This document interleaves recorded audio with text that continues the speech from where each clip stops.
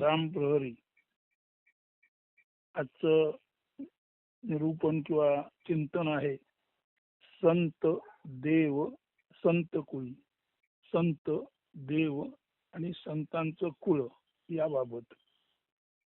प्राध्यापक, आजच्या या मंगल प्रभाती तुम्ही आम्हाला संत महंत आणि सर्वसाधारण अन्य प्रापंचिक लोक यात म्हणजे संतांचे कुळ, त्यांचे वर्तन, त्यांच्या अस्तित्वाचा प्रभाव आणि संत व देव आणि संत व समाज यातील नेमकेपणा नीट स्पष्ट करून सांगितलात तर उत्तम होईल.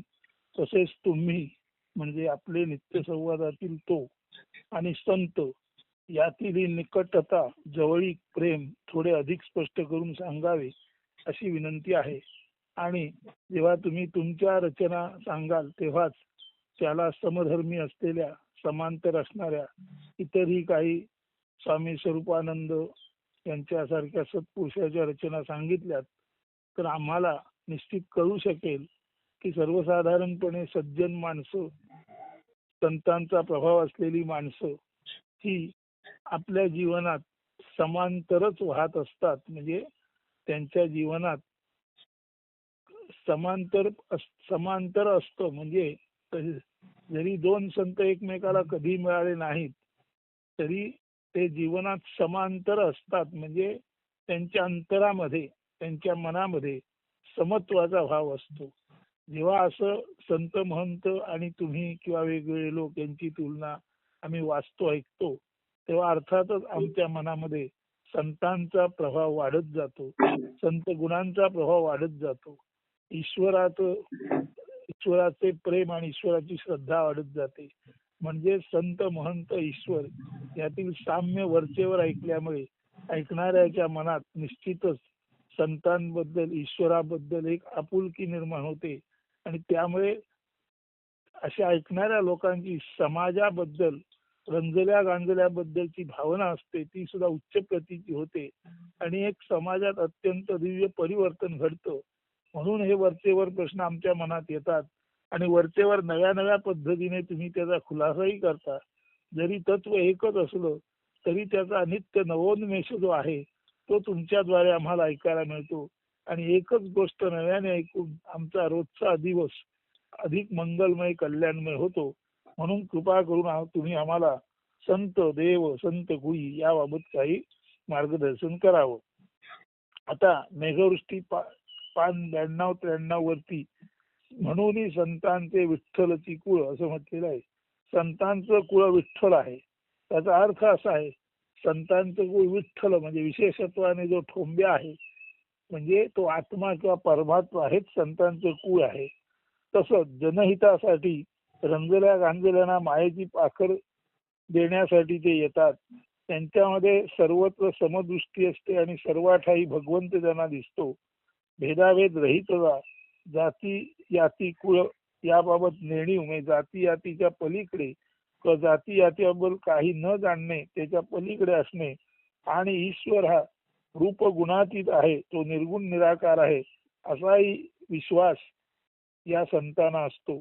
अशा अर्थाने प्रथम आपण मेघवृष्टीतील पान 92-93 वरचं म्हणून संतांचे विठ्ठलची कुळ हे काव्य पाहूया. ते काव्य असं आहे, संत जन्मायेती विठ्ठलाचे कुळी, विठ्ठल रखुमाई तात्माय कुळी, आकंठ बुडती जन मायेत भ्रमात, त्यांचे साठी जन्मताती संत या जगात. संत स्वये मुक्त सहजची भक्त, मुखी विठ्ठलाचे नाव अविरत. जनहित हाती संतांचा संसार, रंजल्या गांजल्या मायेची पाखर. संत सदा जगी समत्वाने असती, सर्वाठाई केवळ विठ्ठल पाहती. जातीयाती कुळ धर्म नेणताती, अंतरी संत सदा अद्वैती राहती. रूपगुणातीत विठ्ठल हा उभा, समत्वी नैष्कर्मी विठ्ठल हा उभा. अकर्ता असूनी सर्वांचे हा मूळ, म्हणून संतांचे विठ्ठलची कुळ. पहिल्या कडव्यात स्पष्ट म्हटलेलं आहे, संत विठ्ठलाच्या कुळात जन्माला येतात आणि त्यांचे मायबाप केवळ आणि केवळ विठ्ठलच असतो, किंवा त्यांचे मायबाप त्यांची आई, संतांची आई आणि संतांचा बाप केवळ आणि केवळ विठ्ठलच असतो. आणि या मायेमध्ये जन अकंठ बुडालेले असतात आणि त्यांना त्या मायेतून बाहेर काढण्यासाठी संत या जगात येतात. संत स्वतः मुक्त असतात आणि स्वतः ते सहज भक्त म्हणजे ब्रह्मनिष्ठ ब्रह्मरूपच असतात. त्यांच्या मुखात विठ्ठल विशेषत्वाने जो ठोंब्या आहे अशा त्या आत्म्याचे परमात्म्याचे त्या अचल अढळ ब्रह्माचे नाव सतत असतं. आणि जनहित हाच संतांचा संसार असतो आणि रंजल्या गांजल्याना मायेची पाखर घालण्यासाठी ते या जगात येतात. संत नेहमीच जगात समत्वाने वर्ततात आणि सर्वाभूती भगवंत पाहतात. जाती याती कुळ आणि धर्म याबाबत ते काहीच जाणत नाहीत. म्हणजे जाती याती कुळ देश धर्म याच्या पलीकडे ते केवळ आणि केवळ अद्वैत भावात असतात. पुढे त्यांचा जो ते ज्याला बाप किंवा माय म्हणतात, ते ज्याला पिता आणि माता म्हणतात, तो त्यांचा विठ्ठल म्हणजे तो ब्रह्म हे केवळ आणि केवळ अचल अढळ साक्षीत्वात आहे. आणि त्याच साक्षीत्वाचा गुण संतही घेतात आणि संत सुद्धा अत्यंत समत्वाने या जीवनामध्ये वागतात. स्वतः कुठलंही कर्म न करता आपल्या अत्युच्च भावाने समता बंधुता झाल्यानंतर सर्वाभूती भगवंत पाहणं आणि सर्वांबाबत म्हणजे रंजल्या गांजलेल्या मायेची पाखर घालणं या आपल्या अत्युच्च दैवी गुणामुळे स्वतः कोणतंही कर्म न करता सुद्धा संत त्या ब्रह्मासारखे, जे ब्रह्म अचल अढळ आहे परंतु त्याच्यातूनच हे विश्व निर्माण झालं आहे, त्याच अचल अढळ भावात साक्षीत्वात संत राहून सुद्धा ते या ब्रह्मात निर्माण झालेल्या जीव जगत रूपी सर्व निसर्ग पशुपक्षी प्राणी आणि माणसं यांचं कल्याण आपल्या दैवी गुणाने साधत असतात. जसा विठ्ठल अकर्ता असून सर्वांचं कुळ आहे, तसेच संत सुद्धा त्या विठ्ठल कुळातले असल्यामुळे ते स्वतः काही न करता सुद्धा त्यांच्याद्वारे सहजासहजी अनेकानेक गोष्टी या आपल्या लोकांना किंवा संत महंतांमुळे अनेकानेक गोष्टी आपणा सर्वसाधारण लोकांना प्राप्त होतात. म्हणून हे संतांचे विठ्ठल कुळ आहे हे समजून घ्या. आता याच तऱ्हेचं हा जो एक ध्यानात घ्या, सगळीकडे सर्व गोष्टी सारख्याच आढळतील असं नाही, परंतु संतांच्या खुणा म्हणजे समजा स्वरूपानंदांचं पत्र आहे तर त्याच्या पत्रात काही काही ज्या गोष्टी सांगितलेल्या असतील त्या मेघवृष्टीतल्या एखाद्या काव्यात आढळतील, दुसऱ्या एखाद्या काव्यात दुसऱ्या पत्रातील गोष्टी आढळतील. परंतु सर्वसाधारण देव परमेश्वर संत याबाबतच्या सर्व खुणा जी जी सज्जन माणसं असतात आणि जी जी ईश्वर प्रणिधान म्हणजे ईश्वरावर निष्ठा ठेवून त्या ब्रह्मावर निष्ठा ठेवून जगत असतात, अशा सर्व संतांना अशा सर्व माणसांमध्ये संतांच्या कमी जास्त खुणा सारख्या आढळतात. त्यांच्या लिखाणामध्ये साम्य आढळतं आणि खरं तर भेद अपवादाने सुद्धा आढळत नाही, हे लक्षात घ्यायचं. तर हे जे संतांचे विठ्ठल गुण आहे ते संत आणि त्या विठ्ठल गुळीचे सर्व गुण आपण पाहिले. आता स्वरूप प्रश्न मंजुषा पत्र 48 मध्ये स्वामी स्वरूपानंद काय म्हणतात बघा. 120-121 पानावर स्वरूप पत्र मंजुषा या पुस्तकामध्ये 48व्या क्रमांकाचं पत्र आहे. ते पत्र अर्थातच नेहमीप्रमाणे जय माताजी असं वंदन करून सुरू होतं.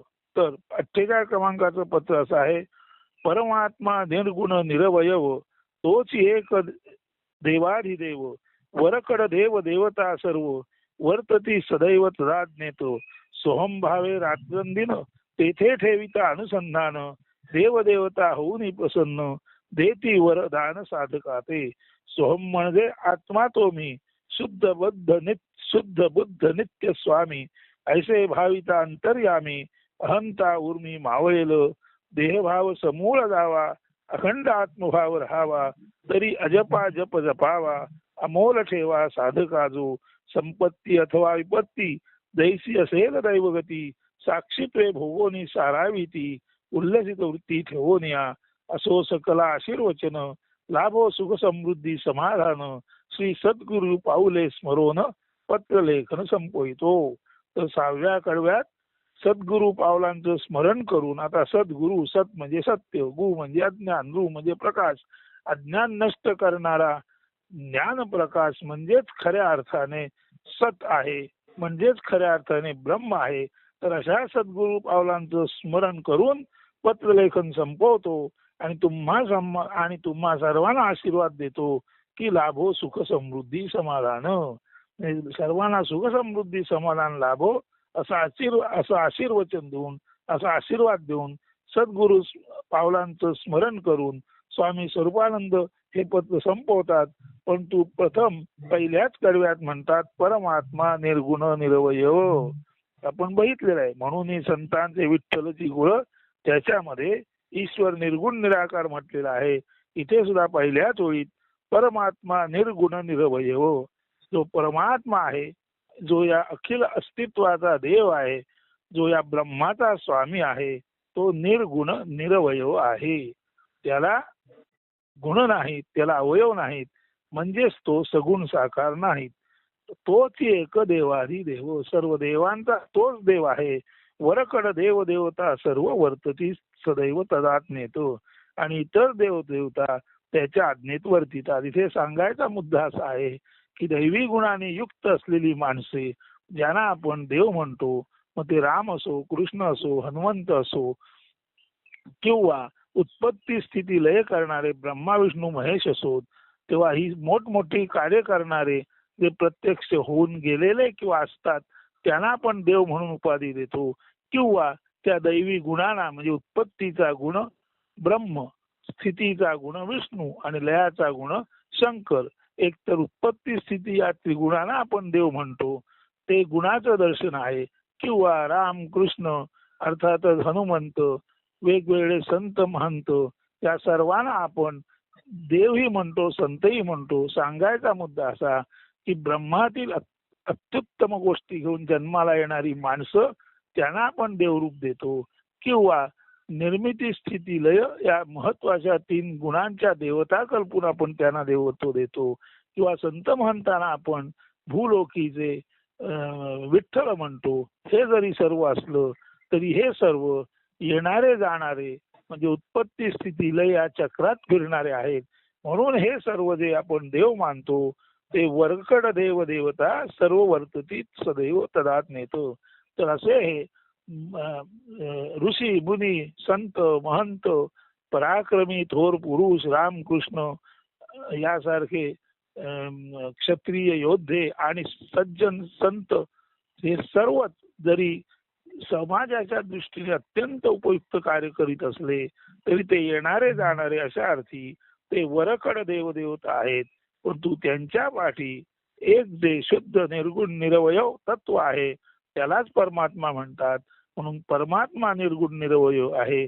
आपण विठ्ठलाला निर्गुण निरवय म्हटलेला आहे. आणि विठ्ठल भक्त संत महंत किंवा ब्रह्मातील संत महंत आणि थोर थोर व्यक्ती यांना आपण देव म्हटलेला आहे.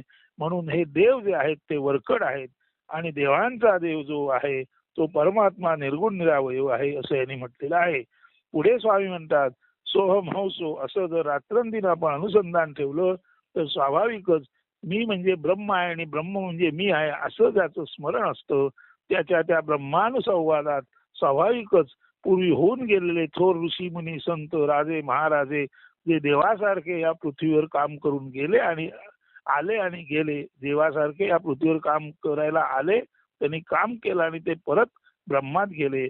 तर सोहम भाव हंसो सोहम हंसो हे जर आपण निशितीनं हृदयात ठेवलं तर त्याद्वारे होऊन गेलेले देव सुद्धा आपणाला आपल्या अंतःकरणात भेटतात आणि त्यांच्या दैवी गुणांनी ते आपणाला आशीर्वादित करतात. नव्हे त्या दैवी गुणाची संपत्ती ही आपणाला उपभोगायला मिळते. पुढे जे म्हणतात सोहम म्हणजे आत्मा तो मी, सहा अहम, तो जो आहे तो आत्मा मीच आहे. शुद्ध बुद्ध नित्य स्वामी, आणि आत्मा हा शुद्ध आहे, परमशुद्ध आहे, त्याच्यात भेसळ नाही, तो नित्य आहे, जसा आहे तसा अचल अढळ आहे आणि तो खरा बुद्ध म्हणजे खरा ज्ञानी आहे. म्हणून आत्मा हाच निर्मळ आहे, तोच परमज्ञानी आहे आणि तोच स्वामी म्हणजे या सर्व सगुण साकार जगाचा मालक आहे. ऐसे भावित अंतर्यामी हंता उर्मी मावळेलो, असा भाव जर हृदयात असेल तर मी माझेपणा, अहंकार आणि त्याच्या लाटा निश्चित शमित होतील, अहंकार नष्ट होईल. म्हणून देहभाव समूळ जावा, अखंड आत्मभाव राहावा, तरी अजपा जप जपावा, अमोल ठेवा साधका. म्हणून जर देहभाव समूळ जायचा असेल आणि अखंड आत्मभाव राहायचा असेल आणि प्रत्यक्षात जप न करता सुद्धा सोहम होसो याद्वारे पूरक रेचक आंतरकुंभक बहिर्कुंभक याद्वारे जप न जपता सुद्धा हा जर सोहम अखंड निशिदिनं चालू राहिला तर निश्चितच खास असा जप न करता म्हणजे न जपता सुद्धा अजपा पद्धतीने कुठलंही देवाचं नाव घ्या किंवा घेऊ नका, ते न मोजता देवाचं नाव घेऊ नका, ते मोजू नका, तरी सुद्धा सोहम होसो हा ध्वनी अखंड अंतरंगात निनादत असतो.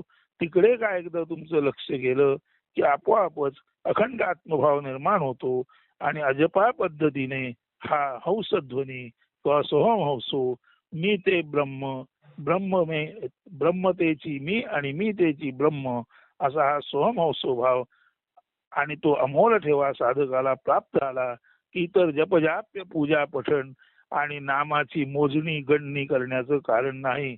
संपत्ती अथवा विपत्ती जैसी असेल दैवगती, साक्षीत्वे भोगोनी सारावी ती, उल्लसित वृत्ती ठेवून या. आणि असं झालं की संपत्ती असो किंवा विपत्ती असो, जी जशी दैवगती असेल ती आपोआपच अनायसे साक्षीत्वात भोगली जाते आणि सदोदित उल्लसित वृत्तीने हे सारं केलं जातं.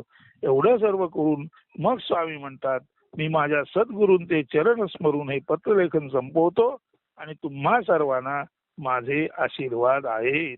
तर इथे आपण संतांचं कुळ विठ्ठल ते निर्गुण निराकार आहे, स्वामी स्वरूपानंद परमात्मा म्हणतात तो निरवयव आहे, हे पाहिले आहे. आता अजून एक पद्य दुसरीकडचं घेऊया आणि आजचं निरूपण संपूया. दुसरं जे पद्य आहे ते अर्थात मेघवृष्टीतील आहे आणि तैसेचे घडावे मद नारायणा, म्हणजे हा जो नारायण आहे त्याला संतांबद्दल काय वाटतं ते तो म्हणत आहे. तैसेची घडावे मद नारायणा, मेघवृष्टी 5:36-37. आत्मोपनिषद मध्ये सुद्धा मेघवृष्टीतील पद्य आहेतच. उत्सुक लोक आहेत, जागृत लोक आहेत, त्यांनी आत्मोपनिषद मध्ये उत्सुक जागृत श्रोते आहेत, त्यांनी आत्मोपनिषद मध्ये मेघवृष्टीतील ही पदे कोठे आहेत ती उघडून वाचावी आणि आजचं जे चिंतन आहे ते त्यांना आत्मोपनिषद मध्ये निश्चित मिळेल. मेघवृष्टी हे पुस्तक फार कमी जणांकडे असेल म्हणून हे सांगत आहे.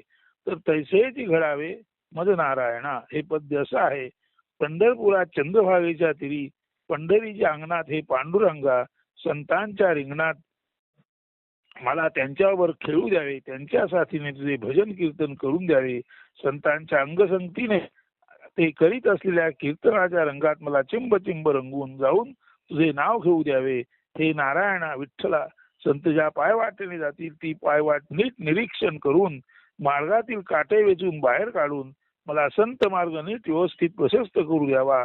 संत जेथे जातात आणि राहतात, ते जिथे विश्राम करतात तिथे त्यांच्या जाण्या येण्याच्या ठिकाणी, राहण्याच्या ठिकाणी, विश्रांतीच्या ठिकाणी काहीतरी त्यांची सेवा माझ्याकडून हे भगवंता तू करून घ्यावीस. पंढरपूर हे संतांचे माहेरघर आहे. सासरला गेलेली लेक जेव्हा माहेरी जायला निघते तेव्हा ती प्रत्येक वेळी अगदी सारखीच आतुर उत्सुक असते आपल्या माहेरी येऊन आई वडिलांना भेटायला. तसे जे संत आषाढी कार्तिकीला आपल्या आई वडिलांना म्हणजे विठ्ठलाला किंवा विठ्ठल रखुमाईला भेटायला उत्सुक असतात आणि ते जेव्हा आपल्या माहेरी पंढरपूरला यायला निघतात तेव्हा विठोबा रुक्मिणींना त्यांच्या तातमाईला निरोप देण्यासाठी, ती सुवार्ता पोचवण्यासाठी हे पांडुरंगा खबऱ्याचे काम तू मला दे. म्हणजे संत महंत जेव्हा तुझ्याकडे येतील तेव्हा ते येत आहेत असा निरोप घेऊन येण्याचं महत्वाचं काम हे पांडुरंगा तू मला दे.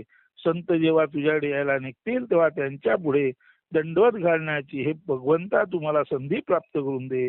धर्मराजावर असलेला त्याचा कुत्रा सुद्धा धर्माप्रमाणेच अगदी सहजासहजी मोक्षाला प्राप्त झाला, तसेच संतांबरोबर असलेल्या माझ्याबरोबर घडावे. तर इथे हा नारायण त्या नारायणाची म्हणजे पांडुरंगाची आणि संत महंतांची कशी स्तुती करत आहे, कशी प्रार्थना करीत आहे, संत संगतीचा कसा त्याला हव्यास आहे ते इथे स्पष्ट झालेलं आहे. तैसे घडावे मज नारायणा, तसंच माझ्याबाबत, तसंच या नारायणाबाबत घडावं. तर काव्य असं आहे, पंढरीचे अंगणी संतांचे रिंगणी, खेळू द्या हो मज नारायणा. आता नारायण त्या नारायणाला, नारायण पाटणकर मूळ विठ्ठलाला नारायणाला असं सांगत आहे. म्हणून नारायण नारायणाला सांगतोय की संतांबाबत माझ्या संदर्भात काय घडावं. तर पंढरीचे अंगणी संतांचे रिंगणी, खेळू द्या हो मज नारायणा. संत अंग संगी कीर्तनाचे रंगी, रंगू द्या हो मज नारायणा. संत पाय वाटे निवटोनी काटे, करू द्या चोखटे मज नारायणा. संत जेथ जाती संत वस्ती करीती, घडो सेवा काही मज नारायणा. पंढरी माहेरी संत जेवा निगती, वार्तिक काम देई मज नारायणा. पंढरीला माहेरला जायला जेव्हा संत निघतील तेव्हा तो निरोप तुझ्याकडे घेऊन येण्याचे, वार्तिकाचे म्हणजे निरोप्याचे किंवा खबऱ्याचे काम मला हे पांडुरंगा तू दे. त्यामुळे संत तुझ्याकडे येत आहेत हे सांगण्याची मला संधी मिळेल. त्यामुळे संतांचीही थोडी बहुत सेवा घडेल आणि तुझंही मला दर्शन होईल. आणि पुढे संतांचे पुढती घालू द्या हो दंडवत मज नारायणा. संत ज्या वाटेने तुझ्याकडे येतील त्या संत वाटेवर संतांच्या पुढे सतत साष्टांग दंडवत घालत घालत संत तुझ्याकडे यावेत. आणि त्या निमित्ताने माझ्याकडून संतांची सेवा हो, आणि संत सेवा हीच ईश्वर सेवा म्हणजे संत सेवा हीच पांडुरंग सेवा सुद्धा माझे बाबत घडो. पुढे धर्म सरिसाश्वान सहज निर्वाण, तैसेची घडावे मज नारायणा. धर्मराजाबरोबर असलेला त्याचा श्वान कुत्रा जेव्हा धर्मराज एकटाच हिमालयात जातो तर त्याचे सर्व भाऊ एक एक एक करून गळून पडतात आणि हिमालयाच्या शिखरावर फक्त धर्मराज जातो आणि त्याचा कुत्रा राहतो. म्हणून धर्माबरोबर याचा अर्थ संतांबरोबर, सज्जनांबरोबर, पवित्र माणसाबरोबर आणि अत्यंत उच्च अशा वागणाऱ्या ज्ञानी आणि अर्थातच अद्वैत भाव धारण करणारा असा जो धर्मराज आहे, प्रत्यक्ष मूर्तिमंत ज्याला धर्म म्हणतात, अशा धर्मराजावर त्याचा निष्ठावान जो कुत्रा होता तोही धर्मराजावर राहून सहज मुक्ती प्राप्त करता आला. तसंच धर्मसरिसा आश्वान सहज निर्वाण, धर्मावर जसं त्याच्या कुत्र्याला मुक्ती प्राप्त झाली तसंच संतांबरोबर त्यांच्या बरोबर असलेल्या श्वानासारखा जरी मी असलो तरी मी संतांबरोबर राहिलो तर मलाही तसंच निर्वाण, तशीच मुक्ती मिळेल जशी धर्मावर राहणाऱ्या त्याच्या कुत्र्याला मुक्ती मिळाली तशी. असं इथे संतांबाबत माझे संबंधात काय घडावं हे त्या पांडुरंगाला विनंती केलेले आहे. आता याच पद्धतीने पत्र क्रमांक 39 स्वरूप प्रश्न मंजुषा यामध्ये संतांबाबत स्वामी स्वरूपानंद म्हणतात तेही पहा किती मधुर आहे ते. पान 39 स्वरूप पत्र मंजुषा. जय माताजी. आता स्वरूपानंद म्हणतात, संत सज्जनांची होता आठवण, अंतरी दाटोन येई प्रेम, संत सज्जनांचा राहो जाओ देह, ते तो निसंदेह चिरंजीव, संत सज्जनांच्या संगे करू वास, तेनेची जीवास नित्य शांती, संत सज्जनांचा करुणामोच्चार, होऊ भव पार अनायासे, संत सज्जनांची वंदोनिया पदे, डोलू ब्रह्मानंदे स्वामी म्हणे. बघा किती तंतोतंत आहे तैसेच घडावे मद नारायणा. इथे सुद्धा संत सज्जनांची सेवा, त्यांचा सहवास, त्यामुळे प्राप्त होणार धर्माबरोबर जसं त्याच्या श्वानाला मोक्ष प्राप्त झाला तसा मलाही मोक्ष प्राप्त व्हावा अशी जी इच्छा व्यक्त केलेली आहे, तीच इच्छा स्वामी सुद्धा किती अचूकतेने या पत्रात व्यक्त करीत आहेत. पहा, संत सज्जनांची होता आठवण, अंतरी दाटून येई प्रेम.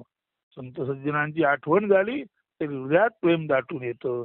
तिकडे म्हटलेलं आहे, संत सज्जन पंढरपूरला जातात आणि त्या संत सज्जनांच्या मागे आपण जावं, त्यांच्या समोर दंडवत घालावं, त्यांची सेवा करावी असा भाव तो जागृत होतो.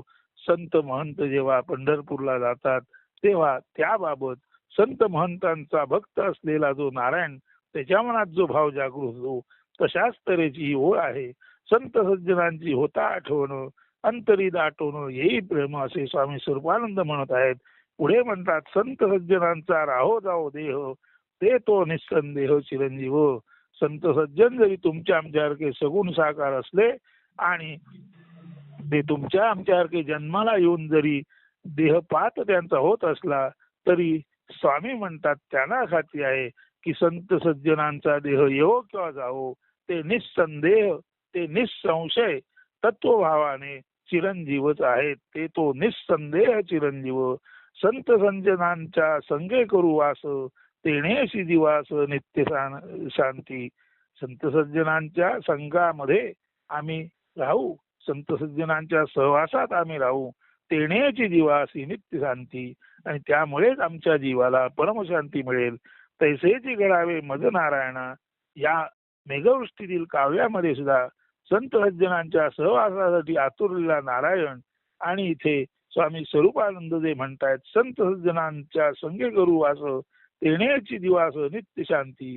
तिथे स्वामी स्वरूपानंद, हे स्वामी स्वरूपानंद आणि तिथे तो नारायण, दोघांच्या भावना एकच आहेत की केवळ आणि केवळ संत सहवासाची अमृत प्राप्ती असावी. पुढे म्हणतात, संत सज्जनांचा करू नामोच्चार, होऊ भवपार अनायासे. संत सज्जनांच्या नामाचं उच्चारण करून आम्ही भवपार अनायासे होऊ, म्हणजे आम्ही सहजासहजी मोक्ष साध्य करू.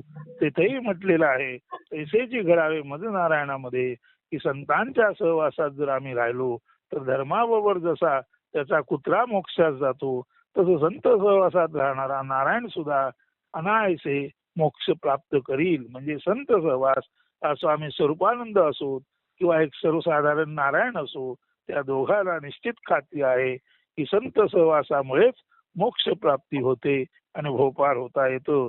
आणि संत सज्जनांची वंदोनिया पदे, डोलू ब्रह्मानंदे स्वामी म्हणे. संत सहवासांच्या पायाचं वंदन करून सोमोसो असं हृदयामध्ये संगीत संचरण करून आम्ही ब्रह्मानंदात डोलू असं स्वामी म्हणतात. नारायण सुद्धा स्वाभाविकच म्हणतो, सोमोसो त्या हंसध्वनीमध्ये आम्ही आपोआपच जपा पद्धतीने त्या भगवंताचा जप करतो. काही खास करावे लागत नाही, खास बोलावे लागत नाही. फक्त सोहम हंसो भाव संगीतामध्ये असताना अनायसे भवपार होता येते. अनायसे ब्रह्मकीर्तन, ब्रह्मभजन न मोजता सुद्धा जप होतो. तसंच इथे स्वामी म्हणतायत की संत सहवासात किंवा संतांच्या आठवणीत आम्ही रंगून जातो आणि ब्रह्मानंदात डोलून जातो आणि या जीवनातून सहजासहजी आम्ही भोपार होतो. तर इथे नारायण आणि स्वामी स्वरूपानंद यांचा जो भाव आहे, ईश्वराबद्दल त्यांची धारणा आहे, ईश्वर हा निश्चितच निर्गुण निराकार आहे आणि ईश्वर रूपे संत आणि मोठमोठ्या व्यक्ती ज्यांना आपण देव म्हणतो त्याला वरकड देव म्हटलेला आहे. ते येतात जातात, पण भाव पातळीला ते सुद्धा निस्संदेह चिरंजीवच असतात. संतांची सेवा स्वामींना अभिप्रेत आहे, संतांची सेवा या किंचित नारायणाला अभिप्रेत आहे. आता जर तुमच्या प्राध्यापक लक्षात आलं असेल तर सर्व संत सज्जन आणि मते ख्यात असोत किंवा आजच्या काळातले संतांबाबत हृदयात प्रेम दाटलेले सर्वसाधारण माणसं असोत, ज्यांच्या हृदयात संतांबद्दल प्रेम आहे, त्या सर्वांच्या तोंडी संतांबाबत एकमुखी गजर केला जातो की हे संत म्हणजे विठ्ठलाच्या कुळात जन्माला आलेले सगुण साकार असले तरी निसंदेह विठ्ठलाप्रमाणेच निर्गुण निराकार चिरंजीव स्वतः ते भगवंतच आहेत असं स्वामी स्वरूपानंदही म्हणत आहे. हा किंचित नारायणी म्हणत आहे. आता प्राध्यापक आणि श्रोते हो, सर्व काही तुमच्यावर अवलंबून आहे. भूती भगवंत हे ज्याने ज्याने जाणले तो संत असू शकतो आणि त्याला भगवंत भेटू शकतो. या विश्वासाने आणि याच आशीर्वादाने हे चिंतन संपवत आहे. सर्वांना शुभेच्छा. अस्तु. धन्यवाद.